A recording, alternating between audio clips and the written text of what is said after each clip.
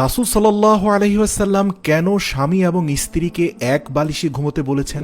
প্রিয় দর্শক, আল্লাহর রাসূল সাল্লাল্লাহু আলাইহি ওয়াসাল্লাম বলেছেন, স্বামী এবং স্ত্রী তারা যেন কখনো তাদের মাথার বালিশ দুটি ব্যবহার না করে। স্বামী স্ত্রী যখন একত্রে ঘুমাবে তখন তারা একটি বালিশ নিয়ে দুজনে ঘুমাবে। সাহাবীরা জিজ্ঞেস করলেন, ইয়া রাসূলাল্লাহ, স্বামী স্ত্রী এক বালিশের মধ্যে মাথা দিয়ে ঘুমানোর উপকারিতা কি? আল্লাহ রাসূল সাল্লাল্লাহু আলাইহি ওয়াসাল্লাম উত্তরে বললেন, স্বামী স্ত্রী এক বালিশে মাথা রেখে ঘুমালে আল্লাহর রহমত ও ভালোবাসা বেড়ে যাবে।